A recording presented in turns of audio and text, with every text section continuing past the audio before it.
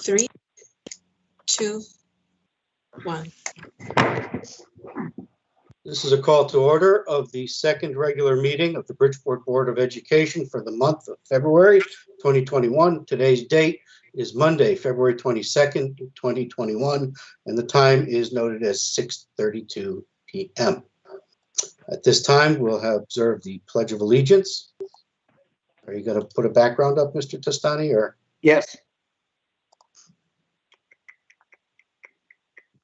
1 second.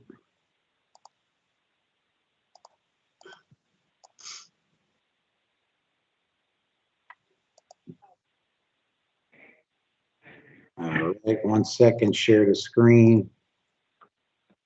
And we're up.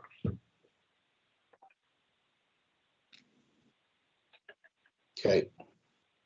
I pledge allegiance to the flag To the of the flag United States of of the United America States of America, and to the republic Which stands stands one nation, one nation, under God, and indivisible, indivisible, with liberty and justice for all. liberty for all.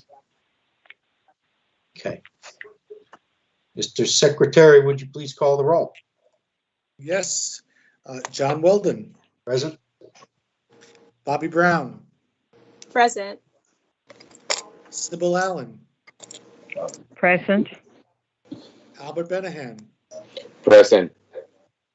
Jessica Martinez, Joseph Sokolovic, Present.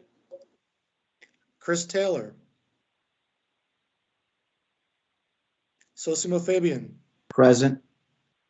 and Joseph Lombard, present. Okay, we have a quorum. First item on the agenda is, or item 4 on the agenda is public comment. Ms. Valier, do you have anyone signed up? No, sir, no one signed up. Okay. Next is the approval of board minutes, the first one being February 3rd, 2021 special meeting. Is there a motion to approve? so moved. Motion to approve. By Ms. Allen, is there a second? Second. Second. Second by Mr. Benahan. Is there any discussion, edits, etc.? Okay, all in favor? Aye. Aye. Any opposed? Any abstentions? Abstain. Motion carries unanimously. I Next, abstain. pardon me? As well, I abstain. Oh, I'm Joseph sorry, Lombard. Mr. Lombard abstains. Let the record reflect that. Next is February 8th, 2021, regular board meeting. Is there a motion to approve? So moved. Moved by Ms. Allen. Is there a second? Second. Second by Mr. Benahan. Any discussion? All in favor?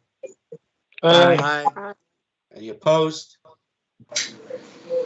Any abstentions? Okay, motion carries. Next is the chairman's report. I've received a couple of submissions, I'll call them, from board members for items of literature that they would like to have the board engage in. I'm also looking into having CABE conduct a board self-assessment, kind of similar to what we did a year ago, but really looking back and reflecting on ourselves. And I think at that meeting, that would be the appropriate time to discuss these pieces of literature that might be of benefit to the group if the group is interested. So I'll be reaching out to you guys shortly to see when you might be available to have something like that. That's all I have to report, unless anyone has any questions for me. Okay. Next on the agenda is committee reports and referrals. First one being the ad hoc district-wide branding initiative, which is chaired by Ms. Brown. I don't think you've met yet. Have you reached out to your committee members yet? Yes, I've reached out to both of them. We will meet the first Friday in March. If that's okay with everyone, we've all agreed to it. So I'm excited for our first meeting and great to see where we'll go from there. Are you going to observe the first Friday of every month? I would like to, Okay. based off the our board's commitments, our members' commitments, that seems to be the best time at 6 p.m. Okay, so Ms. Valier, if you would update the committee sheet accordingly. The branding committee is going to meet the first Friday of every month at 6 p.m. Okay. Next on the agenda is educational diversity, equity, and inclusion. Dr. Fabian? We have not yet met. We're getting ready to schedule a meeting to address a number of issues, and a public notice will go out probably in the next week or so. Okay. Does anyone have any referrals? Okay. Next is facilities. There's nothing to report since the last board meeting. The next committee meeting is going to be on March 1st. And are there any referrals? Yes, I have, Mr. Chair. What's that? I'd like to know how far our facility is. I'd like to give an update about cleaning the schools, about the COVID-19, how everything goes, if they okay, if they short of supplies, the update, what's going on in our Bridgeport school, including, our second floor, Mr. Testani too, to be sure he's okay too. We want to be sure he's okay too. Okay. Thank All you. right, we'll give an update. Anything else? Yes, Mr. Chair, I have another one. I believe it's about the last time it's coming for twice, and I know you told me the last time you forgot, and I bring it to my committee. About Columbus School. Remember the survey? Some information we need to get. Do you want to say anything about that, Mr. Testani? Because I don't see it as an appropriate for a committee, because I mean, we established a committee. We took a vote to establish a committee. Do you have any update on that you just want to give? Do you want to defer that to your superintendent's report? Okay, it sounds good. I'm okay with that. Okay. That works out fine. All right. Finance committee? Yes, good evening. The Finance Committee met on February 10th, and the following was discussed. Ms. Siegel updated the committee on the 2021 budget and the 21-22 budget. No major changes were noted from the update we received at the special meeting a week prior. Also discussed was round 2 of federal COVID funding, or ESSER 2 funding, of around $40.5 million. Ms. Siegel said these monies can only be used on certain COVID-related expenses, and went on a few plans already in the works. It was the consensus of the committee that since there is substantially more funding in this round, that the board needs to take on a bigger role in the last round and should have final approval of any overall spending plan. Also discussed was the governor's initial budget proposal for the 2022 and 2023 fiscal years. The governor is counting the ESSER 2 funding, or COVID funding, as a state contribution and flat funds the ECS for the next 2 years. This will cost the district over $7 million over the 2 years, and will change the time it takes for the new ECS formula from 10 years to 12 years. As some of you may recall, the formula was reworked in 2017 to try and obtain a more equitable distribution of education dollars. The compromise was to phase in the change over 10 years. Instead, our students must wait 12 years to complete the journey towards equity. Also discussed, since ESSER funding is complicated and a dedicated grant that is not intended to cover our escalating operating costs, it was the consensus of the committee that a presentation be made to the public via Facebook Live.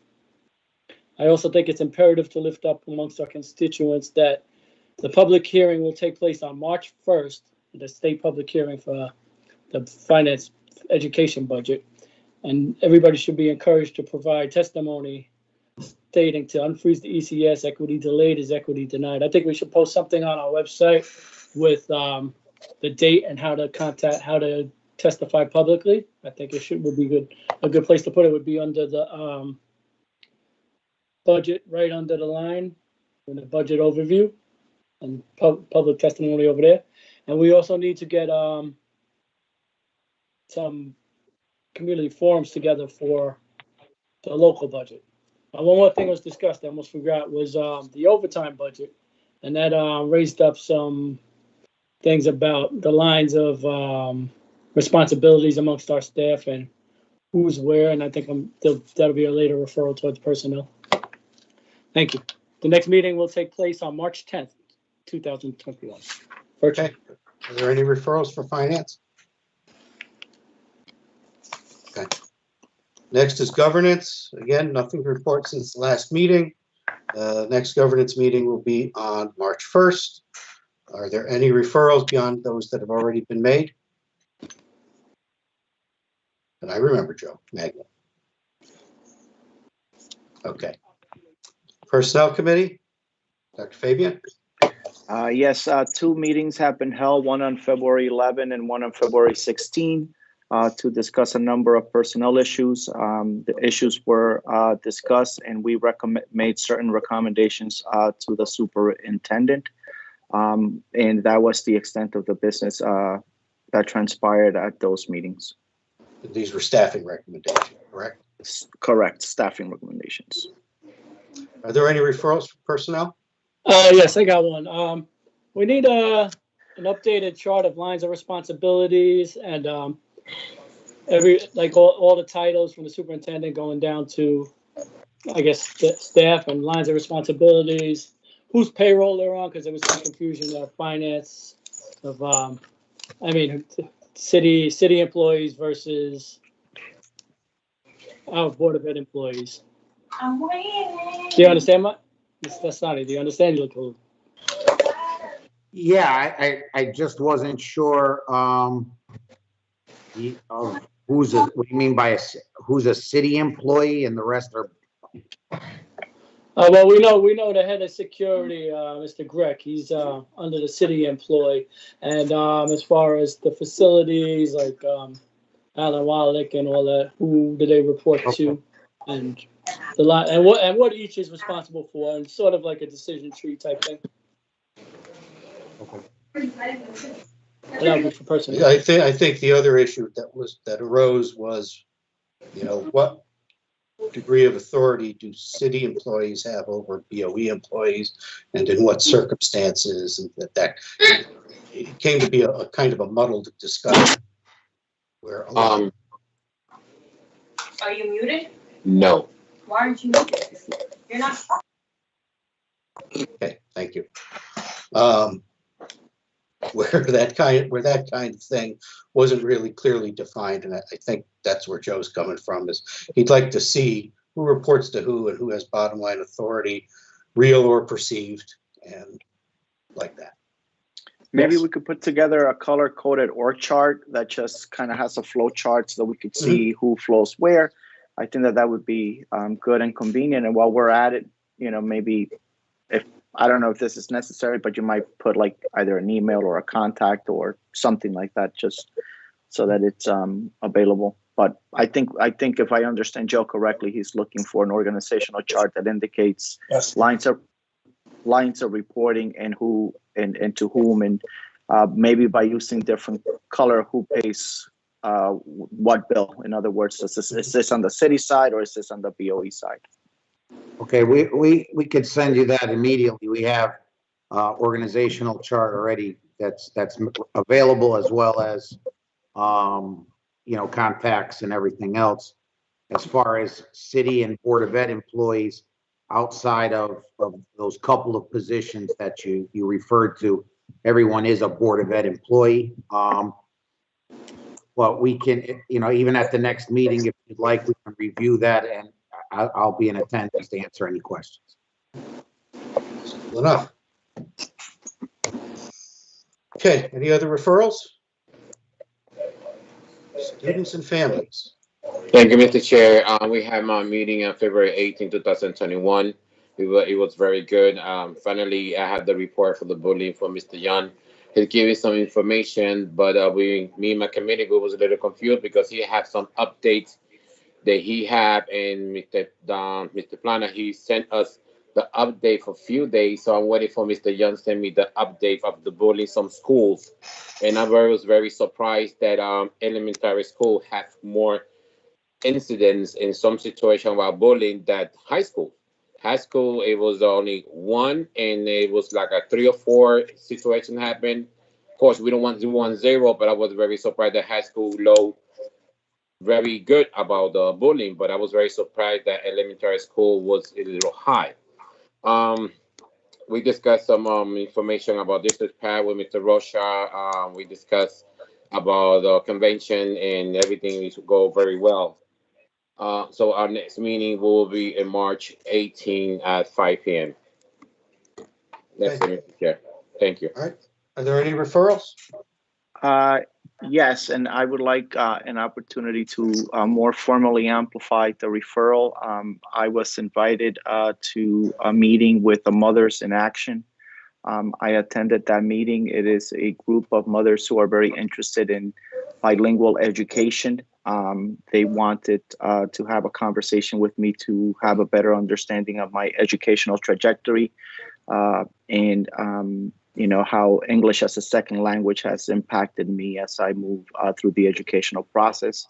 In the context of that conversation, they brought to my attention a number of issues that they have confronted in getting their children an education of their liking, and how the bilingual education system might be better improved. So I will go ahead and maybe submit an email to Mr. Benahan and carbon copy everyone so that they are aware of some of the issues that were raised in the course of this conversation. Thank you, Dr. Fabian, and I'm very glad you bring that. I already have a meeting with Mother Actions last week, and me and Mr. Michael Testani, we have a meeting. Every month we have meeting with them, but whatever issues, you know, concerns they have, I will glad you send it to me so I can check with me and Mr. Testani. Maybe I can be the same situation, same issue, because we really discussed a few times with them, and we love to keep continue very professional with good communication with them. Never, no one is crossing the line. So far, everything's going fine with me and Mr. Testani. So from your emails, I would check me and Mr. Testani. We check, you know, and we're gonna keep forward for that. Thank you, Dr. Fabian. Thank you very much, Mr. Benahan. You're welcome. That's it, Mr. Chair. Thank you. Through you, Mr. Chair, Dr. Fabian, I'd like to, at some point, just sit down with you and just catch you up to speed on what's been ongoing for about almost 24 months with the group and how we try to work and support them and their children. So might be worth just a little bit of your time. Absolutely, and I very much look forward. I am well aware that I heard one side of the story, that I don't have a complete picture of what transpired. I made it crystal clear to them that I sat with them as a citizen of the city of Bridgeport, who happens to be a board member, one among 9. But I thought it was worthwhile. I think that they made an excellent presentation to Mr. Benahan's point. They were very professional in the approach that they took. They did make me aware that my experience, which is one where I often say I have had an excellent experience with a public school system here in Bridgeport, they came from a different vantage point and explained that their experience has not been my experience. Sounds great. Okay. Thank you. Any other referrals? Okay. Teaching and learning, Mr. Skalovic. Good evening, everyone. The Teaching and I Learning think Committee you're met. a little close to your mic. You're Yes. like reverberating. Okay, thank you. Is that better? Yes. The Teaching and Learning Committee met on February 16th, 2021, and the following was discussed. Mr. Arnold gave an update on special education services, and we seem to be doing okay with no major issues to report. That was followed by Dr. Jenkins, who, as usual, presented a well-put-together presentation on a language arts literacy curriculum in regards to culturally responsive teaching. She spoke of implicit bias trainings taking place, diverse materials in the classrooms, and the book, Culturally Responsive Teaching, which is used as a framework for the department. The next item we discussed was the psychological and social emotional impact COVID has been having on our students. This was an important discussion for me since the beginning of the pandemic, there's been a nagging at me, bothering me more and more every day.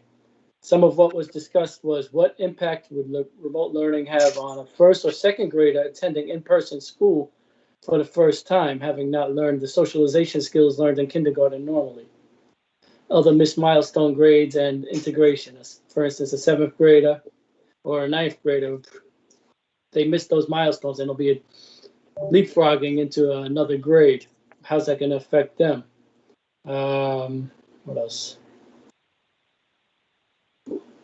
Will underfunded district lead to a small manageable problem to grow and harm the child's psyche so much that he needs intensive work later on?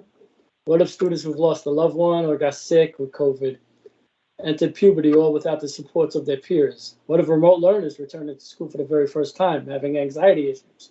These are all issues we discussed and issues that can be foreseen and prepared for. Mr. Testani said it best when he said, learning cannot be done if the mental state of the student is not taken care of. It will be a struggle as an underfunded district. We have about half the recommended social workers to help address these concerns. It was suggested at the meeting that some of the ESSER funding be used to increase the number of social workers and add additional supports at targeted schools most likely to be impacted the most. An investment of this sort could show the powers that be what our students can accomplish when all their educational needs are met. The next Teaching and Learning Committee will take place virtually on March 16th. Okay. Any referrals? I just wanted to ask if I think literature is beginning to mount on the impact of remote learning and development. I saw an email from Mr. Testani that referenced that point. I think it started with and went on. I think it would be worthwhile if in some communication to the broader community, these articles were actually referenced so that people could go ahead and rather than taking Mr. Testani's word for it, they can actually see why the approach that is being taken is being taken. I just would like to, make that referral to the committee. Could you email me that, Dr. Fabian? Because you broke up a little. The exact thing you wanted on. Yes, I will go ahead and send you an email. Okay, thank you. Okay. Any other referrals? Next is the superintendent's report, Mr. Testani. Thank you. Number of things I'd like to discuss tonight. First, with a, COVID-19 related update. There seems to still be a concern that at our building level amongst the administrations that we've been trying to address since the beginning of the year.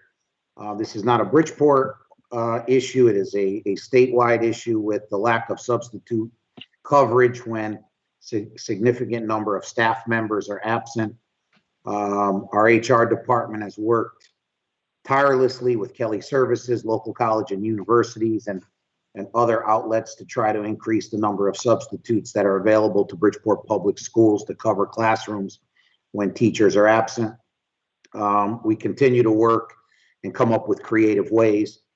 We're hoping, and I think relief is on the way in terms of being able to be a little bit more creative in the coming months. With my next point, which is the vaccine distribution. We've been working extremely hard with our Department of Public Health on a plan to distribute and inoculate Bridgeport Public School staff, not just teachers, paraprofessionals, clerical, custodian, food and nutrition, security, bus drivers, long-term substitutes, and anyone who has direct contact with students on a daily basis in the event that supply from the federal government is made available.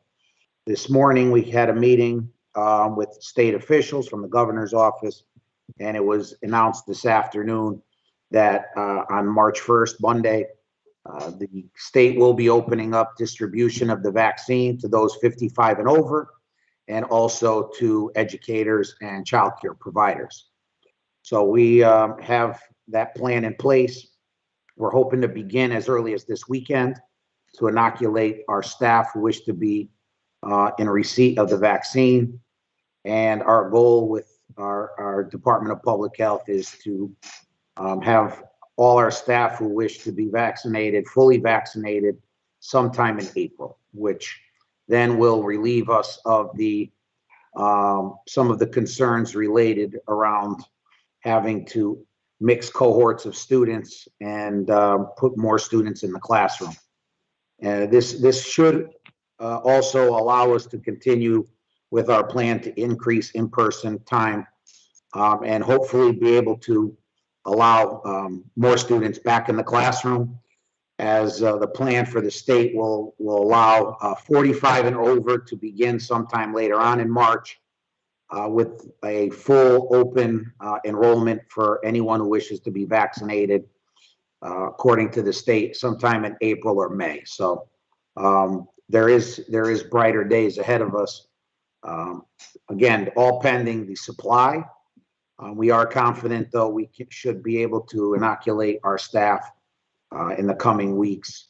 We're giving everyone an opportunity again to submit their name if they've changed their mind from our original survey and list that we collected about a month and a half ago. So these are all positives that have come out of this morning, and we're just, like I said, we're working closely with our Department of Public Health. We're now working also with St. Vincent's, Hartford Healthcare, in getting the vaccine distributed throughout the community.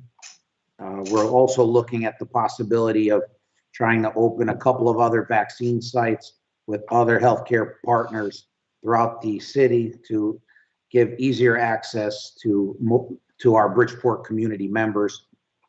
Bridgeport is lagging behind in the number of folks that have been inoculated thus far compared to other towns in the state, and we need to close that gap quickly in order for our folks here in Bridgeport to be completely protected from the coronavirus. So that is our goal, working alongside our healthcare providers, our Department of Public Health, and our Emergency Operations Center folks to really make sure that we work in tandem to make sure that the Bridgeport community is protected and safe.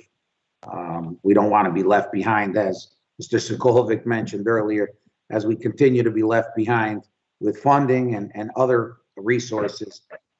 Our community needs to make sure that they get the proper health care that they deserve. So, that being said, today, I should have probably anticipated prior to my report tonight that somebody would get a photo op or some publicity, but we did see Hartford Healthcare St. Vincent's start to increase the number of vaccines given at our Central High School location. It is a vaccine site only. There was some misinformation a couple of weeks ago provided that we were doing testing at the school. That would never happen in one of our buildings. Testing is done out, outdoor tents across the city, Seaside Park, parking garages, and other places. It is strictly a vaccine site. No access is to the school building itself, just the gymnasium. Central seems to be the ideal location because it does have convenient parking for our older population or disabled to park right in the back of the gym, enter into the building or the gymnasium directly. And once they've completed their 15 minutes after their administration of the dose, can go back out into the outdoors and never have to step foot inside a hallway or anywhere else in the building. So I believe Miss Allen is a recipient at Central High School of her vaccination, which is a So is Mr. Testani. which is a great to get that word out that it is safe for folks to go out and receive their vaccine. I know a lot of the public is hesitant, but we really need to do this for our community and also to get back to normal so our kids can get back to school. And as Mr. Sokolovic alluded to, remote learning and Dr. Fabian, remote learning is not working. It has been a method to provide teaching and learning to students during the worldwide pandemic, but this should not be considered a viable option when in-person learning is what our kids need and what our kids need to get back to in order to be successful. So that being said, our distribution plan would include being a closed POV, point of vaccination.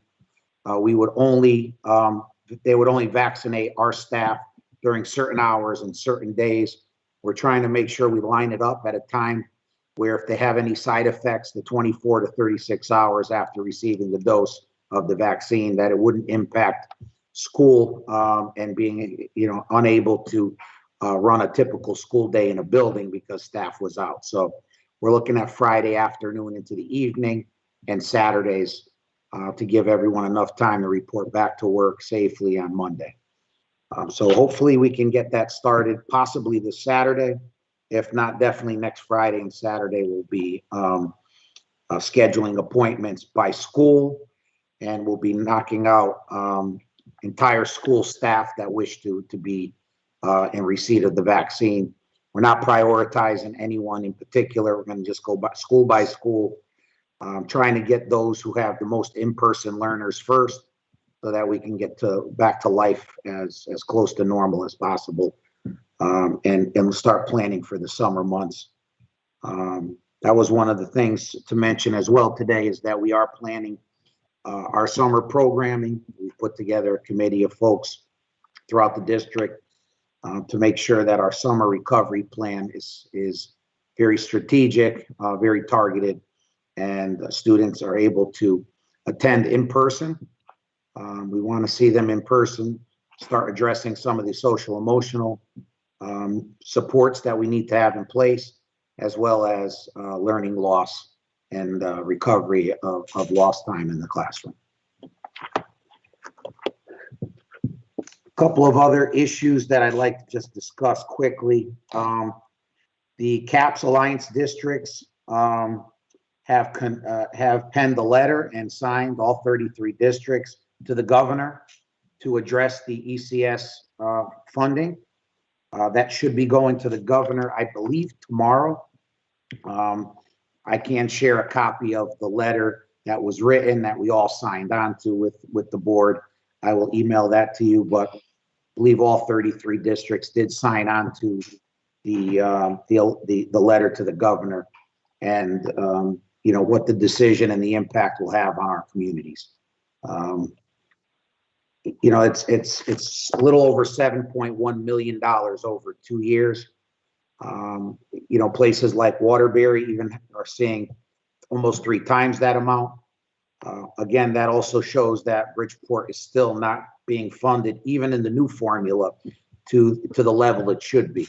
So I think having some further discussions with our delegation as well to really increase that number, because over 2 years we were being shortchanged, and now they're going to even take that away as well. It's going to have a devastating effect, because at the end of the 2 years of the ESSER 2 funding, that 7.1 million, the third year obviously is going to add to that, which really in 3 years leads to $11 to $12 million of lost income to the Bridgeport Public Schools.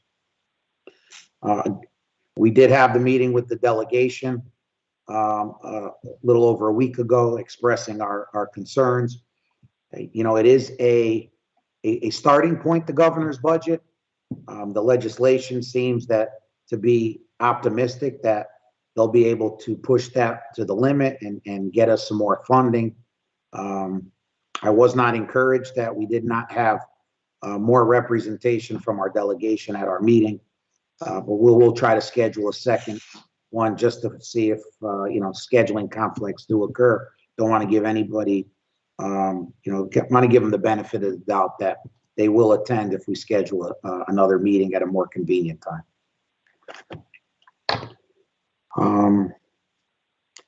Like to bring up before we get to the last piece, athletics. We have moved forward to try to compete in the abbreviated winter season, basically basketball. We did provide an opportunity and laid out health and safety guidelines for our student athletes and coaches in order to participate. That has and does include weekly testing. that needs to be conducted, and negative tests need to be handed in prior to practice beginning on Mondays and any competition for the week. We did have to quarantine one of our teams for 2 weeks as a result of a positive test after a couple of days of practice.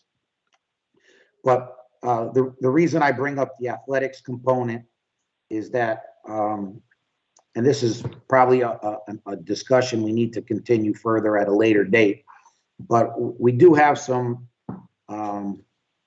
coaches who do not quite understand the hierarchy of authority within the Bridgeport Public Schools. That the principal whom they coach in their buildings is not their supervisor or their boss. We've had some issues at one school in a fall program, and now we're seeing some at the same school in the winter program, where the coach seems to think that this is a college or professional level program, and that the directives given by the building principal do not need to be followed, and the athletic director. We have had to have some coaches called in with HR to provide corrective counseling. However, there's this belief that there will be public support by certain community members that will advocate if further discipline is taken. I will assure you at this point that if any of our coaches continue with this type of behavior where they cannot follow the chain of command, meaning the directives that come from the athletic director and or the building principal, it doesn't really matter to me who comes out in support of these individuals. They will not continue to coach in the Bridgeport Public Schools.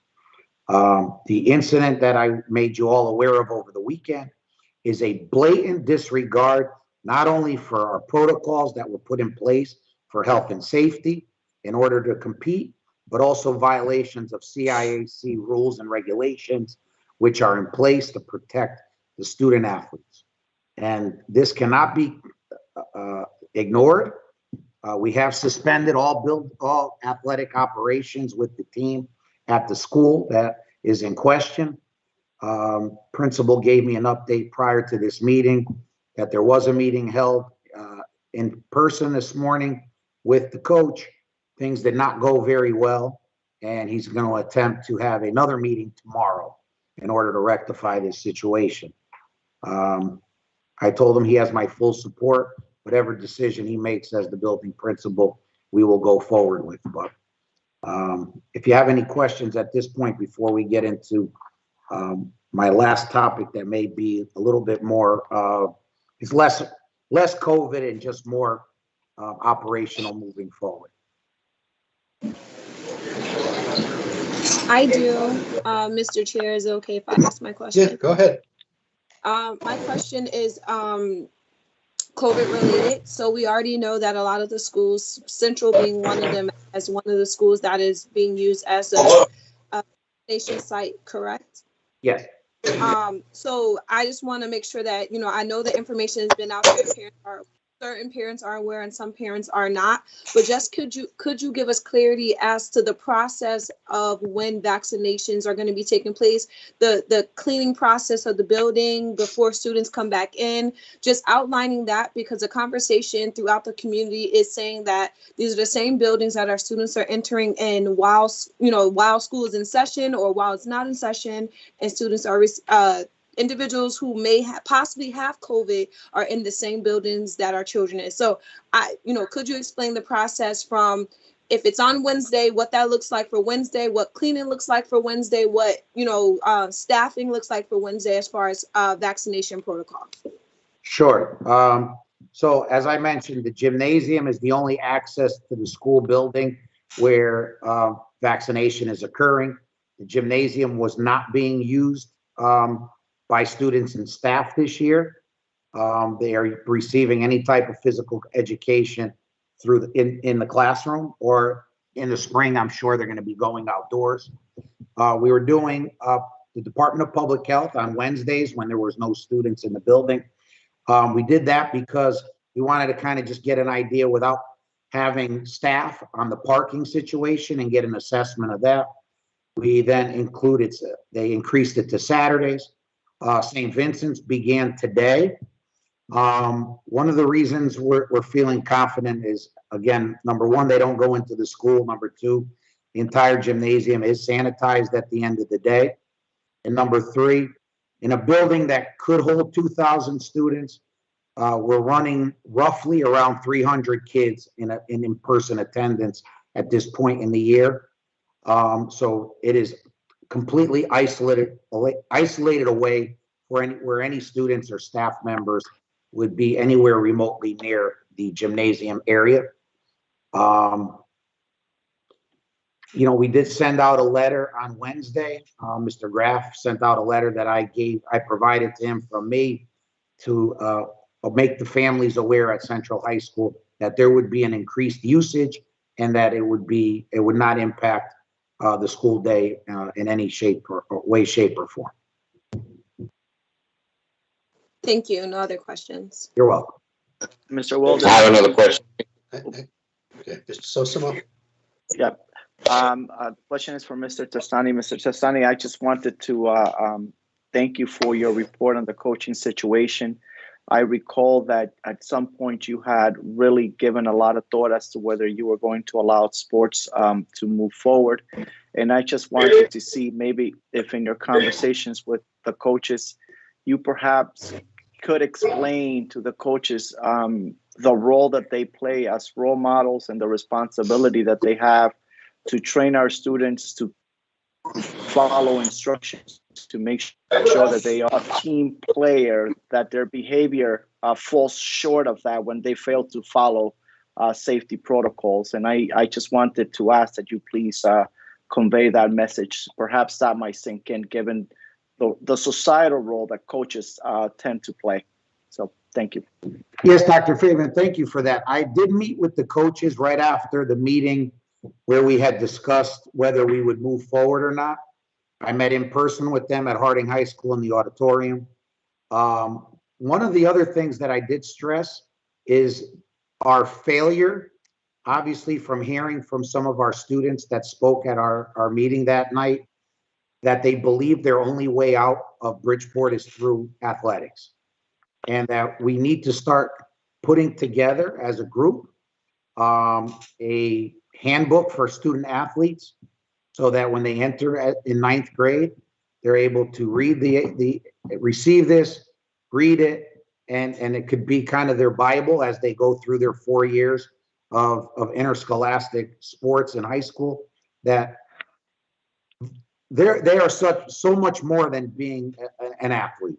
And that eventually, the percentage of kids that go on to play at the collegiate level is extremely small. And then we know from that level to the professional level is even smaller. So that they're talented in so many ways. And that if we're not giving them the message that they're selling themselves short, then that's on us. And we need to do a better job in providing students with not only a handbook, but maybe workshops throughout their freshman, sophomore, junior, and senior years on making sure that they understand that their pathway to success is through education and hard work.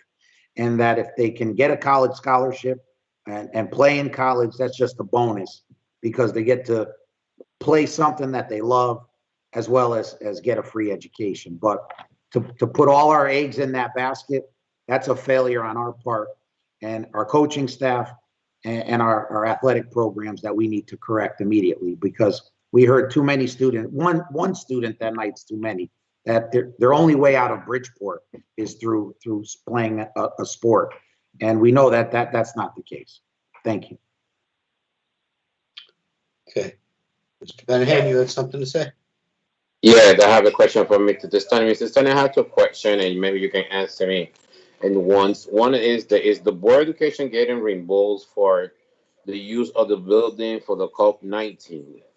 And the second one is, are there no other building in the city but a school for vaccination? Okay, so The Department of Public Health is doing vaccinations at the health department. It is a small operation over there, not as easily accessible, especially for the older folks. There is no cost to the Board of Ed on this.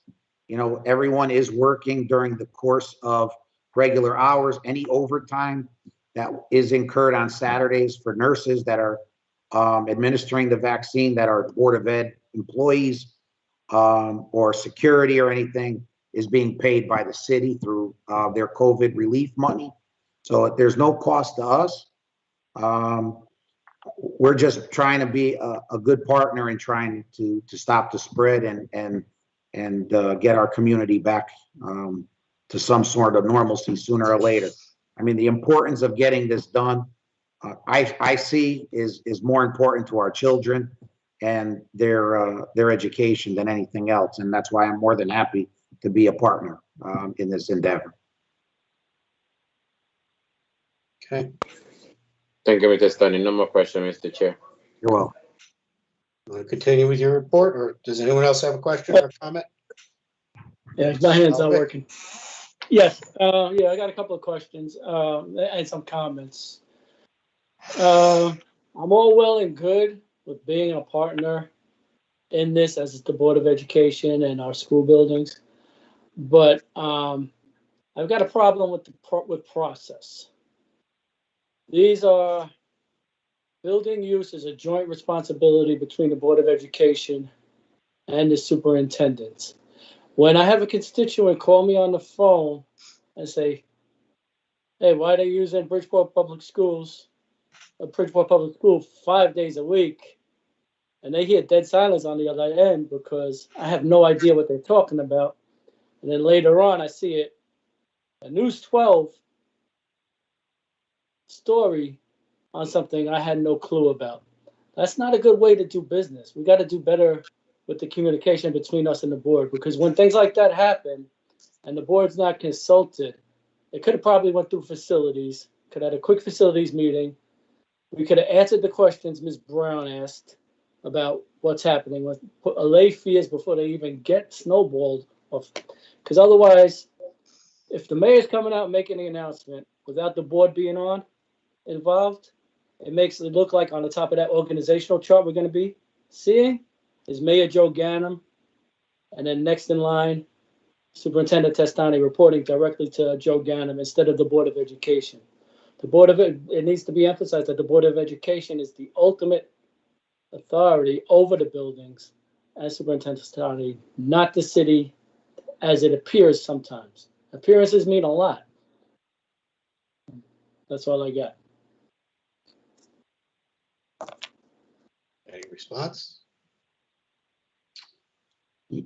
Yeah, I mean, I'll make my own observation. I kind of understand what Joe is saying. I do too. Because I got a phone call from him asking, and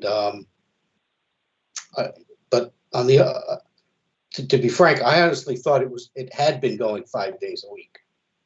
So I didn't even realize that this was a new thing. I don't know. It seems like this is just a case of miscommunication. I don't think that's on me. Yeah, and that I don't think it was intentional. But I guess going forward, whenever an arrangement, and I don't think we at the board level need to be giving the permission for something like this to happen. That's a daily operations thing. If you think it fits, then that's appropriate. That's what we pay you to make a decision for. But at the same time, when you've made the decision, it probably should be communicated to the board so that, like in Joe's case, he doesn't get a phone call and he feels like he's out of the loop and isn't able to respond to his constituent. Absolutely. It's my own observation. I'm not interrogating anyone. That's 100% on me. That the not realizing that there was going to be any press kickoff on it prior to the start today. So obviously, you know, there's a political end to this that I didn't pick up on. So I apologize for that. I think I did see briefly after it was sent to me, I think they over exaggerated calling it a mass vaccination site as if it was, Yankee Stadium or Foxborough and things you see on the news. It is St. Vincent's, providing, the appointments for our folks here. And it's pretty much what's been going on Wednesdays and Fridays, just filling in the blanks because they are now receiving their supply of the vaccine as well. So again, my apologies, that is on me. So do you want to continue with your report? Sure. And, to be honest with you as well, we did send out notification to the entire staff and school community at Central last week. And I guess some of them didn't bother to read it and were asking the same questions today. So, we'll do a better job in the future if there's any thought of a different site. Yeah, the last thing I'd like to discuss today, because this is something that we're all facing now, the snow day versus remote day discussion.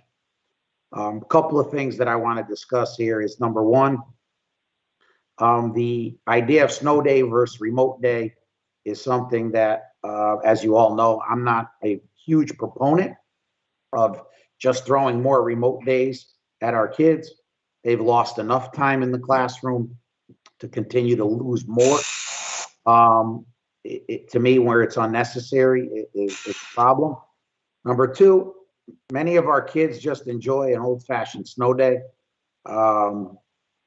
especially some of the kids that are able to articulate it. Now, if high school and middle school kids are on Twitter, begging me to just say the words we want to hear, and one young lady was cute, and after it was a snow day, saying, you have such a good way with words, and I can't imagine what a 6 and 7-year-old are thinking when they can just go outside and play in the snow, rather than be in front of their iPad or their tablet again, trying to navigate the day.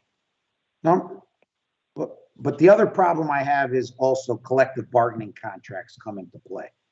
We have very complex collective bargaining contracts with non-certified staff, simply because we are not the negotiator of those contracts.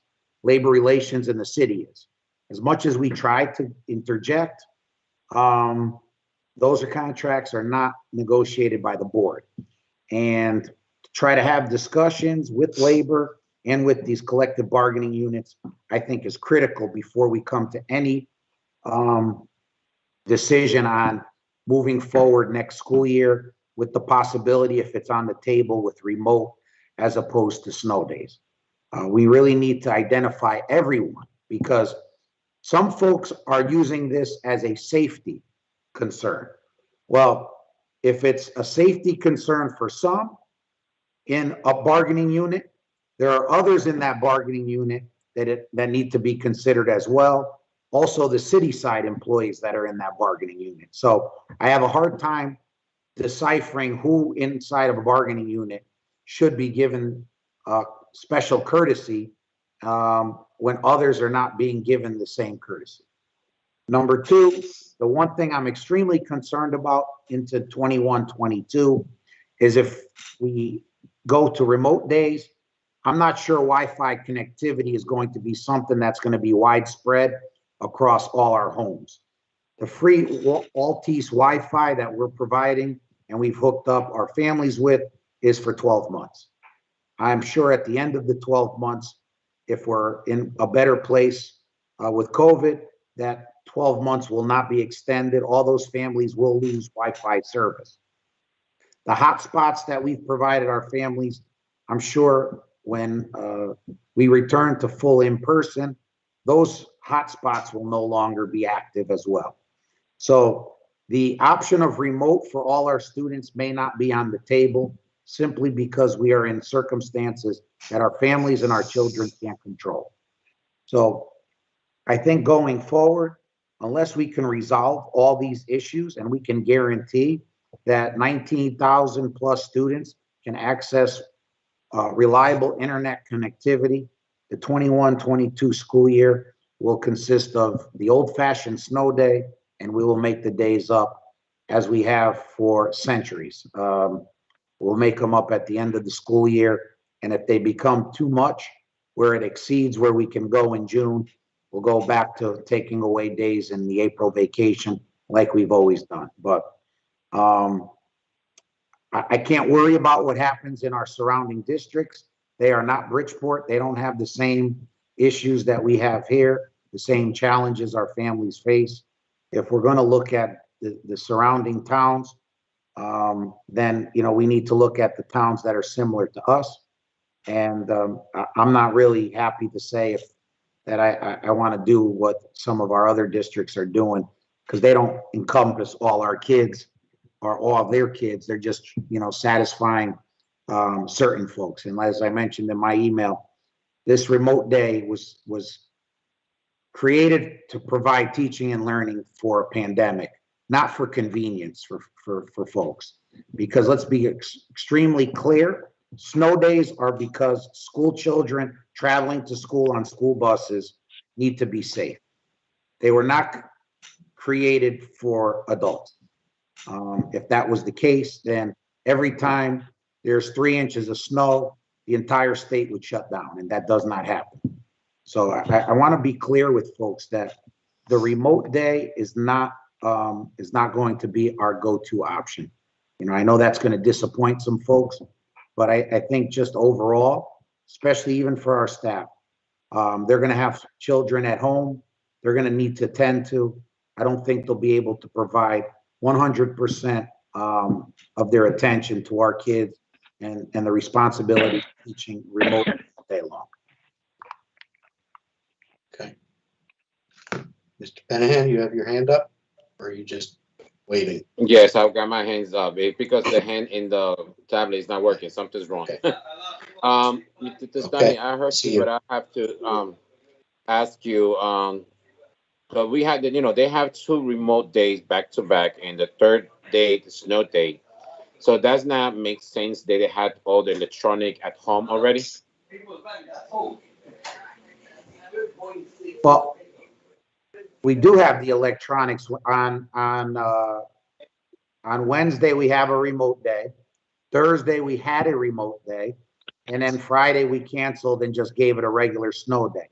And part of that's because because of the collective bargaining contracts, we have certain folks now saying that other colleagues of theirs in different departments, but part of the same union, are getting privileges in their mind that they don't get. So I'm not going to get in the middle of that now. Labor relations, that's going to be a whole MOU process that needs to be negotiated. And until those negotiations are to the satisfaction of the board and to the collective bargaining unit, I think it's better off that we just stick to the clear lines that have been set forth for decades. Okay, thank you, Mr. Testani. No more question, Mr. Chair. You're welcome. Yeah, I think you tried something that you thought might be a good workaround as an alternate to just call it a straight snow day. And I think because of the collective bargaining issues you're referencing, it just became way more complicated than it needed to be. And yeah, personally, I think you're right. Just go back to the way it's been done before. It's clean. Everybody knows what the parameters are, and it works. So good, bad, or indifferent, it does work. I mean, we've reached out on a couple of issues with unrelated to this with different bargaining units and have not been able to come to any understanding that would be to the satisfaction of the board and obviously to the membership. Unfortunately, then we just have to stick to where we're at on all contracts unless we can get something that satisfies both sides. okay. You were waving your hand, Mr. Skalovic? Yes, my raised hand is broken as well.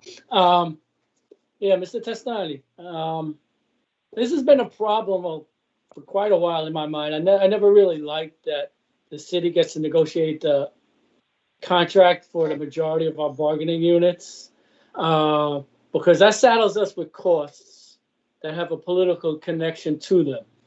Because, for instance, you get a political election year, raises come up. Somebody may give 3-4% when the board, we know what we could afford on the board. I mean, what could we do to get those bargaining units under our negotiation and under our contracts? You know, that's a good question, because we've begun having these discussions, myself and HR, because we'd like to not only,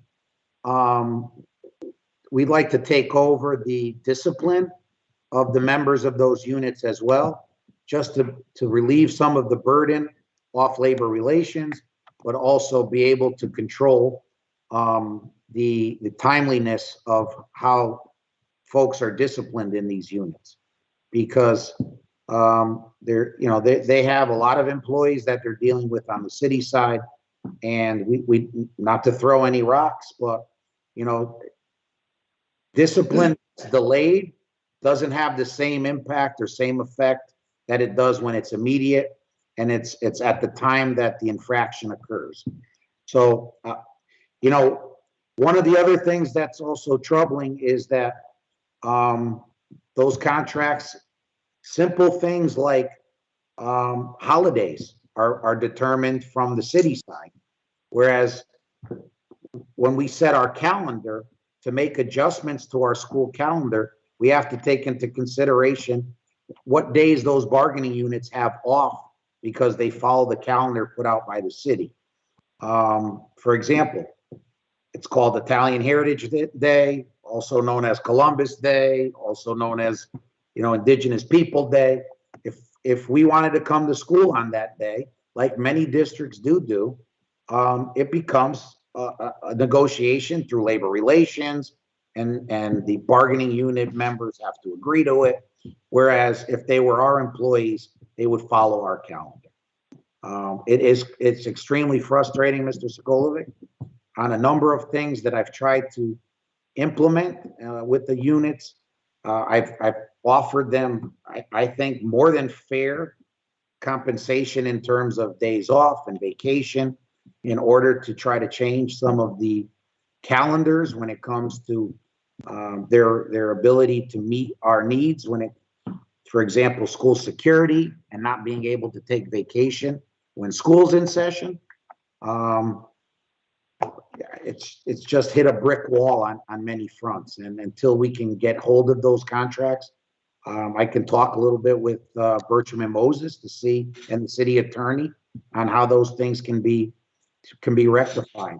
I'm not sure, because they represent bargaining members across both city and Board of Ed. If that's going to be a problem, maybe they can split off into subsections of the same bargaining unit for negotiation purposes, but something needs to be done if we're going to meet our needs, as you mentioned. I've seen it done both ways, where a local has individual. I'm coming from a mass transit world, where a local has contracts with individual transit properties covering the employees at that property. So, for example, Amalgamated Transit Union, Local 1336, has a contract for bus drivers in Bridgeport. They have a separate contract for school bus drivers in Trumbull. It's the same local, but they have individualized contracts for different sects of employees. And so I don't see why you couldn't segregate the city from the Board of Ed classified employees and have a contract with the BOE people and a contract with the city people, and it's all with, 1522. It's not uncommon. Correct. And I've talked to colleagues and even in some of the other cities, and they're not facing the same challenges that we are with this. And I'm hoping that we can come to a resolution in the coming months where then, we can kind of get some stuff that needs to be rectified that will serve us much better. Because again, if people can take vacation time when school's in session, to me, it just devalues their existence in the district. I mean, if a teacher was gone 3 weeks out of the year, you know, do we really need that teacher then? On top of all the other time off. So, you know, it's problematic. I know some people don't want to hear that. We're trying to best make a you know, an MOU that would service us well, but also is advantageous to the member of the bargaining unit. And I think I presented that to them, and right now we haven't been able to budge, and it's been about 5 months on this. Mr. Weldon, this is Sosimo. I just want to return to the snow day issue because, as we all know, in the course of the week, we got a number of emails, and I just wanted to, I guess, re-emphasize that when you consider that the educational, that the Department of Education here in Bridgeport has close to 2,000 employees, and we receive 2 or 3 emails, that really, at least to me, it's not great cause for concern. It doesn't mean that we don't acknowledge it or that we don't or that we are not sensitive to it, but it does tell me just statistically that, you know, this is not something that that ought to be driving a reaction or ought to be driving action, because we're not getting inundated, and the numbers don't seem to suggest that it is a bigger issue than it is. I think Mr. Tastani actually does a very nice job giving us the coded version of the backdrop of what these emails or what may be motivating these emails, and for that, I thank him. But when I look at the number of emails that we get, my general sense is that, you know, these are decisions that reasonable, rational people certainly could disagree, but the decisions are being made in an exercise of good judgment and with the interest of our children at the forefront. So, you know, I really hear them, I sympathize with them, but they do not cause me to want to jump into action. So I just wanted that to be out there. Great point. Mr. Benahan, you have your hand up. Yeah. Mr. Soko, I just find the hands up. When you see the happy face, you're gonna see the hand there. So the thumb up. Mr. Tastani, to be clear for myself, if you call a snow day, the children, they are not getting educated. So with the present technology, there should be snow day, and then it's for me, it's more about education, not the contract. Correct me if I'm wrong, and give me your opinion for that. And also, please do not forget about the Columbus School before you're done. Sure. Thank you. So they're not getting educated that day, but the day is being made up where they will get, the children who want to come in person will get another day of in-person learning. Now, you can argue it any way you want to spin it. But let's look at it from what I want to say, an independent lens. I'm a teacher. It snows. I have 2 children, school age. They're home from school. I'm supposed to be online teaching my class. I don't know if all the kids are going to log on because it's snowing outside. They want to go outside. They're distracted. My kids need lunch. I got to maybe stop to make them lunch. I mean, they want to go outside and play. They need me to take them outside. I don't know how much education's happening on that day either. The other thing is, we know that the technology is the laptops we've provided, the tablets. We've tried to get everybody Wi-Fi, but when everybody's at home trying to log on to a hotspot that's been provided or free internet, the free internet that Altice gives is not their highest speed internet. We all know when you got too many devices on an unreliable network, it either slows it down or kids get kicked off constantly. I just think that, you know, call me old fashioned. I think teachers themselves need a break for the most part on a snow day, just so that they can take a breath as well. I know just my colleagues going through over the years, we always looked forward to that first or second snow day. When you start getting 5 or 6, it becomes a little bit too much, but I think at this point, the break is also good as well. And I Thank you do, for this time. No more question, Mr. Chair. and I do apologize for some folks because I understand, but unfortunately, I can't worry about what the weather's doing up in Torrington. We may have an employee that works far away. I understand that, but unfortunately, again, the weather decisions are made about what's happening in the Bridgeport area, in Bridgeport. It can't be what's happening in towns that are 40 minutes away that they may have more precipitation. I get it, but if it's really that unsafe, I encourage people, if they have vacation time, they have personal time to use it. If not, they have to take a sick day if it's really that bad where they live. Okay. And about Colombo School, Mr. Desani? I got it for you. So we have put together through the school 3 parents that have been gracious enough to volunteer to be part of the committee that we were going to bring together to discuss whether we should consider a name change. We also have 3 staff members that have been gracious enough to give their time as well. We're looking to have the first meeting. I'm going to meet with them as well as the principal of the building with these 6 folks next week to begin to have that discussion. The survey results are final. To share those with you, we had 36 responses from staff. Do you support the idea of changing the name of Columbus School? Of the 36 staff members, 17 said yes, 19 said no. And then the families that responded, would you support the renaming of Columbus School? We had 60 say yes and 97 say no. So those were the survey results.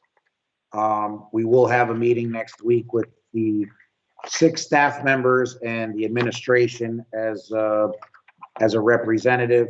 We kind of wanted to follow somewhat the guidelines of the new construction naming facility. And we'll get the feedback from those individuals in that meeting at our next board meeting. Okay. Thank you, Mr. Desani. I appreciate that. No more question, Mr. Chair. Well, So next on the agenda is no old business to be transacted, new business. First item is discussion and possible action to purchase new mathematics program for grades 2 through 5 and 9 through 10. Mr. Testani, are you presenting this or do you have a staff member? You're muted. You're mute. sorry, Mr. Planas is here Okay. and he's ready to present. Mr. Planas, you have the floor. Thank you. Good evening, everyone. Can you see my screen? I only see you and the rest of us. Okay. Share here.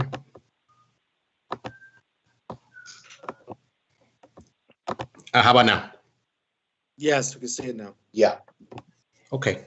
So it is with great pleasure that I want to present the result of our 2 math textbook committees, one for grades 2 through 5 and another one for 9 through 10 mathematics. I also am here to ask for your support in purchasing new math programs for these grade levels indicated. The rationale, as you could see in your presentation, the presentation package that I submitted, basically the textbook licenses for grades 3 to 5, Math and Focus, expire in June 2019. Currently, schools have hardbound textbooks and teacher manuals And these have been used throughout, as well as we received the grant to purchase the Greg Tang program for 1 year to supplement these textbooks, as well as we have built a solid curriculum that has helped us throughout. Yet we know that it is time, and we need to have one textbook, one cohesive textbook from grade K all the way up to grade 8. In addition, the textbook licenses for the programs in Algebra, Geometry, and Algebra 2 will expire at the end of this school year.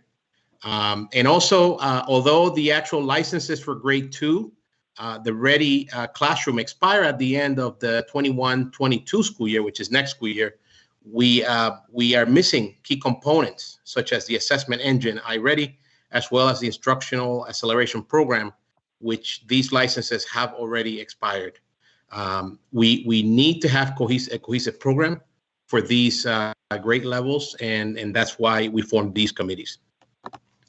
We began last year in looking at purchasing a cohesive program for all these grades. Last year, we adopted the grade 6 through 8 Into Math program. And this year, we piloted the grades 3 to 5 program at 6 schools in Bridgeport. We looked at size of schools, we looked at type of schools, and we also looked at location to select these 6 pilots. Teachers use the entire program, and they continue to use it this year. They continue to use it throughout, as well as Waggle, which is the acceleration engine. We train the teachers by providing PD. The company actually provided the PD to train these teachers, and they're also providing specific sessions for support for these teachers.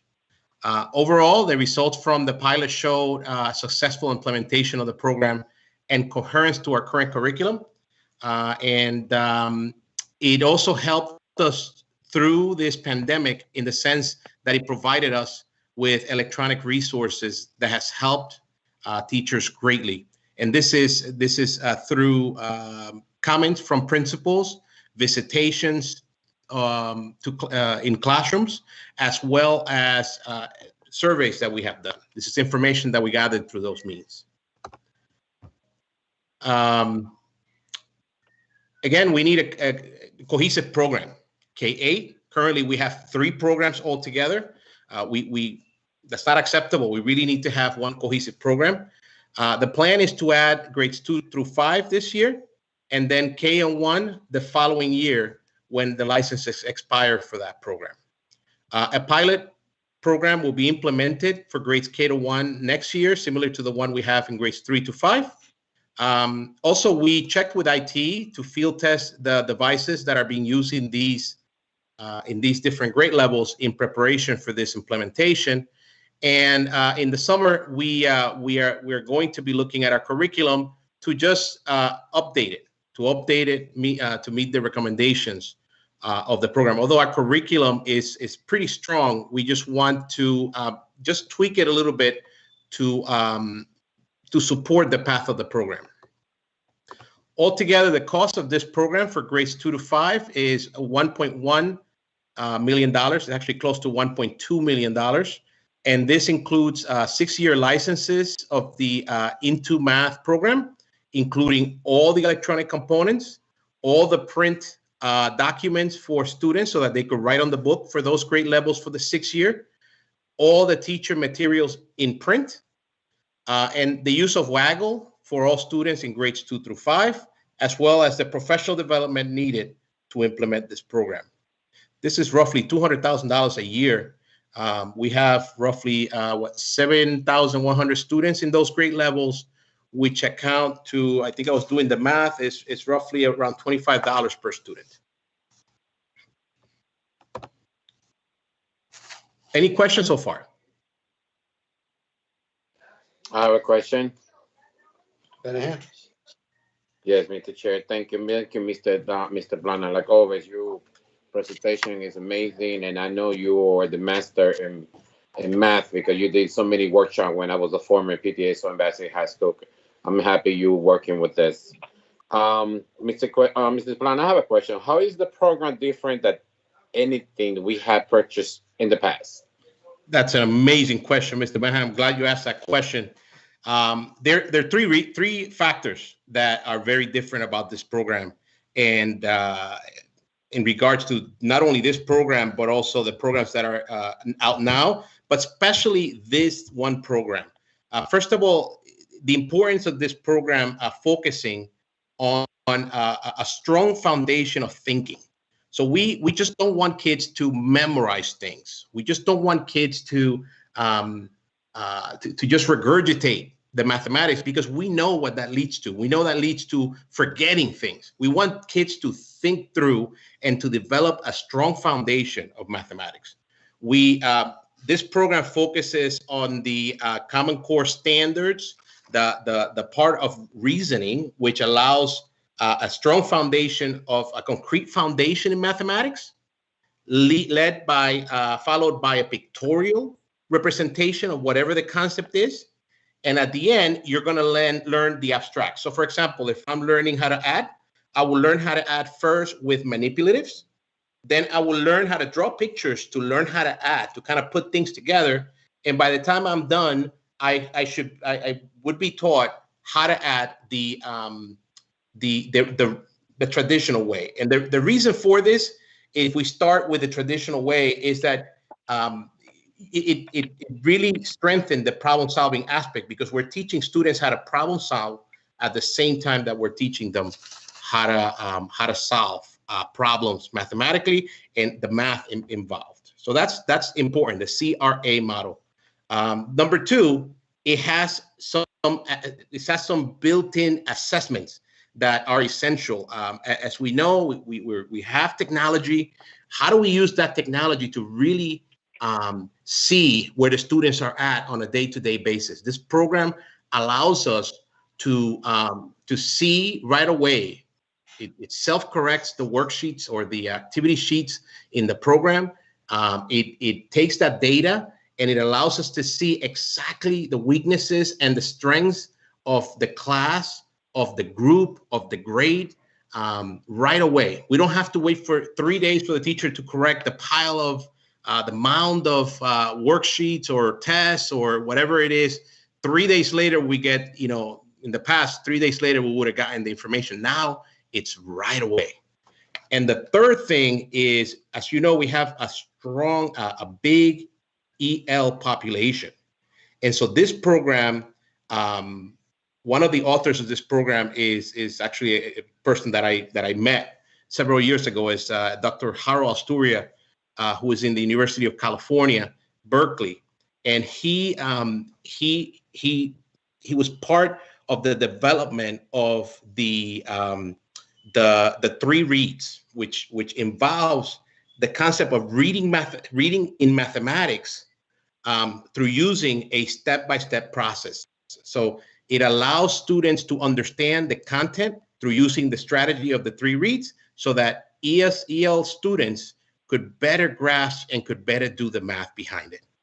So these are the three reasons why this program is much better than anything out there and very different from anything we've had before. Wow, great. Thank you, Mr. Plana. I can't wait to see it. Thank you so much for your hard work in this program. Appreciate that. Okay, thank you so much for the question, Mr. Mahan. Any other questions? No more question with me. Yeah. Okay, can I move on to the next section? Yep. Okay, so the next section is the grade 9th and 10th mathematics textbook.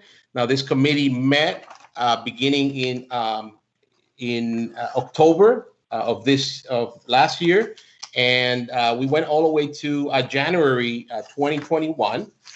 We met. This committee was composed of teachers from 7 schools, all 7 high schools. They created and reviewed a rubric using our old textbook review criteria, which was derived and has been around for several years. We just took that and made it better. We narrowed the list from 30 to 40 available books out there to 3 different vendors 3 different books. We really looked at, ed reports and a lot of the materials that are out there that correlate books and tells us what the best things are out there. We also looked around to see what other districts were using.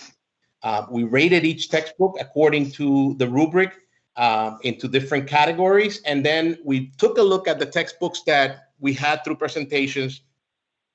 We took those books, those resources back into the classroom to try them in the classroom. And then the teachers provided their feedback through the rubric that we utilize. So here is the findings. The 3 books, the 3 finalists were the Into AGA program. Notice that out of the 75 total points, the Into AGA has 67. The Reveal Mathematics was the second runner-up with 61 points. And the Illustrative Math, which is something that is it's been developed now. It's a really strong program too. But for us, it was missing some components that were in the other 2 programs. And so the committee gave it a 58. So this is the ranking of the top 3. What we decided to do is to look at the top 2 and see the price difference to see which program is best for us. And we met with both companies. By the way, the Into AGA is an HMH product, and the Reveal Math and Illustrative Mathematics, the presentation from the Illustrative was done by McGraw-Hill, and the Reveal is McGraw-Hill also. So they're both from the same company. The Into Math for us came out much cheaper. So not only did we rank number 1, but the price was, in a way to say it, the price was right. And so it was at $500,000 basically, where the Reveal Math was close to was higher. So this program, the Into Math, includes a 6-year license for the usage of the program for all 7 high schools. It provides an online access to textbooks and teacher books. We were looking with this price. We were looking in our committee. We talked about whether we should have 1 textbook for each student, or whether it will be meaningful to save money by including a set of textbooks for each course per high school. And the committee basically said that they utilize a lot of the things online that is more meaningful to them. But at the same time, there were some students that needed that textbook. So we wanted to buy some textbooks, but at the same time, to have textbooks just sitting on shelves wasn't meaningful for the committee. So we decided to have some textbooks, but to use most of the resources online. We also, with this money, they included the professional development needed and the teacher's manual in print for each course. So I'm asking for support. Number 1, for the grade 2, purchasing the Into Math program for grades 2 through 5, and also for the Into Math program for grades 9 and 10 for the courses of algebra, geometry, and algebra 2. Okay. Does anyone have any questions?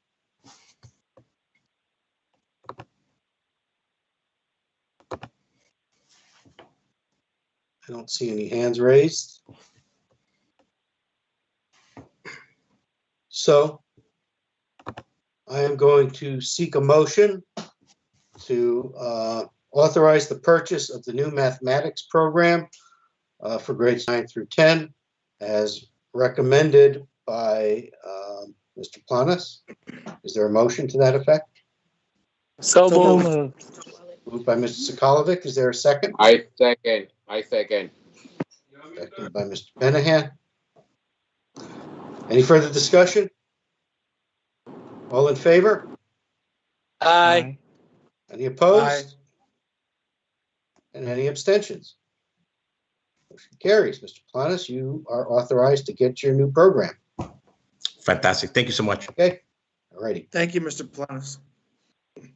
Next on the agenda is discussion and possible action on recommendation from Aquaculture Floating Classroom Naming Committee. Mr. Testani, are you doing this, or is there a staff member present? I have Mr. David Henry, the principal of aquaculture and the director of science for the district, to present on this topic. Okay. Welcome, Mr. Henry. Hello, You have the everyone. floor. Thank you for having me. I appreciate the time. Okay. I'm hoping of all the agenda items tackled tonight, this is the lightest. I think so. We much appreciate the charge to put a floating classroom naming committee together. I have met with that committee. I've got official notes I'd be happy to submit to Superintendent Testani to that effect. We started with the basis of keeping the naming along the lines of the Catherine Moore, which is our current floating classroom, rooted in historical Black Rock, Bridgeport. For those who are not unaware, Catherine Moore Yes. was a lifelong lighthouse keeper in Black Rock. Correct. Okay. Yes, and so near and dear to our harbor here. And so I floated that with our staff members as far as keeping the context of having a historical Black Rock rooted member. Just 1 second. Okay, sorry, distractions at home, but I'm happy to report there was not much controversy as far as the naming of the floating classroom goes. There was, as far as new in the job and walked it around the grounds around Aqua, what have you. Kay Williams was the name that kind of rose to the surface the most. For those who are unaware, Kay is the founder of Captain's Cove and has done a tremendous job. I actually have a book on loan from one of the Bridgeport Public Libraries here, but a great book written about him, a bit thicker than I thought, but it's called The Man of the Waterfront. It's a story of Kay Williams and Captain's Cove. I just want to share a quick, brief passage from him. These are Kay's words. Kay is currently 93. He is still alive and well. From what I gather, he is still going to work every day. I talked to his son, Bruce, about all this, but a really good guy. But this quote really stuck with me. My whole thing was for every person who comes to this marina who owns a boat, I'll bring down 10,000 people. And that's not an exaggeration, who don't own a boat, who would like to own a boat, but who will never be able to afford a boat. But that's what the Cove is all about. And that's the reason that the Cove has flourished the way it has. It's a people's place. And that was in 1998. Since then, they've been amenable to the aquaculture program. They've given land that they owned to, from what I gather, the city and the state to expand our program. They've been fantastic neighbors. They've been welcoming to me as the new director. And in my, again, the notes I can gladly submit to Superintendent Testani that you'll all see, the captains who actually are on the boat, as well as the staff members I have that take the kids out on the boat the most, again, unanimously agreed to the idea of Kay Williams. Other names that were floated, again, as historical Black Rockers, Gustav Whitehead, as his aeronautical contributions to Black Rock, as well as John Curtis, who's a former director of the aquaculture program. But all things considered, the decision was unanimous. We all voted there. And then those more nautical than I also brought up the idea, and I agree with it. And this is, again, in the formal documentation I'm happy to submit. But there's a distinction for boats that are purposely sourced for research in RV as a prefix. So the official submission of our name from the floating classroom naming committee is the RV Kay Williams, as in the research vessel Kay Williams. In a quick Google search, you'll find most research vessels do exist at the university level, but being that we are, I'd like to think, a university level program here at Aquaculture, it'll be a great distinction to have. And it is a floating classroom by name. It is just that, so to name it a research vessel, I think is appropriate. And then in honor of Kay Williams, our friendly neighbor, is great. The last piece I'll add is that it actually, the dock that we have the boat at, the Catherine Moore current, as well as the same space that will be for the new vessel, is adjacent to their office. And I can imagine nothing better than the Williams family to kind of look out and see their father's namesake, as soon as we get it there and long after he's passed and what have you. So appreciate your consideration. Again, happy to submit it formally to Mr. Testani. I've got it on file here, and happy to include it as part of the curriculum at Aquaculture as we bring students in and educate them about Kay Williams. Okay. Does anyone have any questions? Pretty straightforward. I like the idea. I'm going to ask if, and the only thought that I have, and I'll frame the motion in this way, is in the event that using the term research vessel causes a problem with the funding that's paying for the boat, that be dropped. But Sure. if it's not an issue, that it be kept. So in just to throw it out there, I have researched to, essentially what's the effect of adding the distinction RV. Okay. And I've had, again, my boat captains with many more boat hours on the sea than I go research that, and little to none, Coast Guard is itching to know what we're naming the boats. And so they'll know, again, what it's officially named once it's decided upon. But to my understanding, there is none. But again, appreciate your position there. I'm only thinking at the state school construction office, if there's anything weird that Right. they would push back, then we accommodate. But I'm in favor of the research vessel designation. So I would seek a motion to accept the committee's recommendation to name the aquaculture floating classroom the R/V, standing for research vessel, K. Williams, with the caveat that if the school construction office determines that the term research vessel would be problematic funding-wise, that element be dropped, but only in that case. Is there a motion to that effect? So move. Moved by Ms. Brown. Is there a second? Second. Second by Ms. Allen. Okay. Any further discussion? All in favor? Aye. Aye. Opposed? Aye. Okay. All right. Thank you, Mr. Henry. We'll get Thank you all very much. Appreciate your time. Okay, Good job, we'll get this Mr. Henry. information Thank over you. to school construction so they can advise the Coast Guard. Thank you very Okay. much. Thank you. And on that note, I have some photographs of the vessel over the past couple of months. I'll send them out to you in short order. But aside from that, I'll seek a motion to adjourn. So moved. So move. Moved by Ms. Allen. Second. There's Second. second by Mr. Benahan. All in favor? Aye. Aye. Opposed? Aye. Oh, no, not. I'm on Okay. the road. Okay. Time is noted as being 8:09 p.m. The next scheduled board meeting is going to be on March 8th.